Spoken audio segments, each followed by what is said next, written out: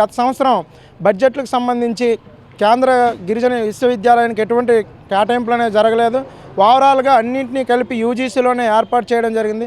వీటితో పాటుగా సంక్షేమ హాస్టల్లో డెవలప్మెంట్ల కోసం కూడాను గతంలో కోతలు విధించడం జరిగింది.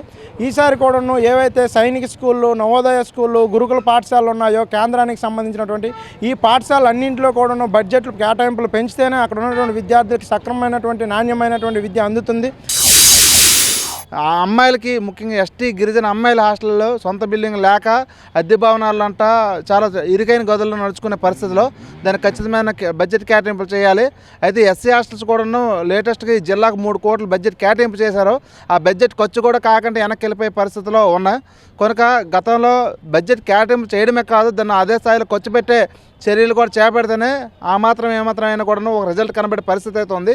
ఈ సంవత్సరం కూడా బడ్జెట్ కేటాయింపు చేసినంత మాత్రం సరిపోదు, దానికి తగ్గట్టు ఖర్చు కూడా చేస్తేనే కొంత అయిన రిజల్ట్ కనబడుతుందని చెప్పి భావిస్తున్నాం.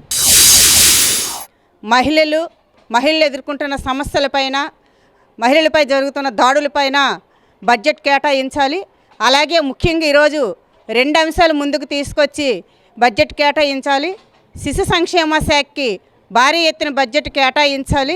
ఎందుకంటే మహిళలు ఈరోజు గర్భిణీ స్త్రీలు కానీ బాలింతలు కానీ రక్తహీనతతో బాధపడుతూ ఉన్నారు. కాబట్టి బడ్జెట్ కేటాయించాలి. అలాగే గ్రామాల్లో కానీ పట్టణాల్లో కానీ ఉపాధి కొరకు కూడా బడ్జెట్ కేటాయించాలి. విభజన చట్టంలో ఉన్న ఏ ఒక్కటి ఈ రోజుకి అమలు కాలే. విద్యా సంస్థలు అమలు కాలే, రైల్వే జోన్ అమలు కాలే, ప్రత్యేక హోదా రాలే.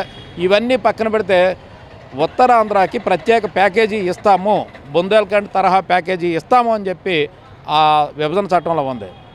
ఈ జిల్లాకి ఇప్పటికి 100 కోట్లు ఇచ్చారు. ఆ 100 కోట్లు ఏం చేశారంటే కంప్యూటర్లు, బల్లలు, టేబుళ్ళు కొన్నారు తప్ప అభివృద్ధికి ఉపయోగించలే. అవి కానీ వస్తే తారక రామ తీర్థసాగర్ లాంటి ప్రాజెక్టులు పూర్తి చేయవచ్చు, పరిశ్రమలు వస్తాయి. కాబట్టి ఈ జిల్లాలో అలాగే ఈ రాష్ట్రంలో ఉపాధి కలిగించే పద్ధతిలో, యువకులు వలసపోకుండా ఉండే పద్ధతిలో పరిశ్రమలను తెచ్చడం కోసం, ఉన్న పరిశ్రమలను నడపడం కోసం ఈ బడ్జెట్లో కేటాయింపులు జరగాలని చెప్పి కోరుతున్నాను. మరి ముఖ్యంగా రైల్వేలో చూసుకున్నట్టయితే ప్రయాణికుల యొక్క భద్రతకి, ప్రయాణికుల యొక్క సౌకర్యానికి ప్రధానమైనటువంటి ప్రాధాన్యత ఇస్తూ రైల్వేలో పనిచేస్తున్నటువంటి ఉద్యోగస్తులకు కూడా ఆర్థికపరమైనటువంటి సౌకర్యాలు కల్పించేటట్టు అవకాశమైనటువంటిది ఖచ్చితంగా చేపట్టవలసినటువంటి అవసరం ఉంది.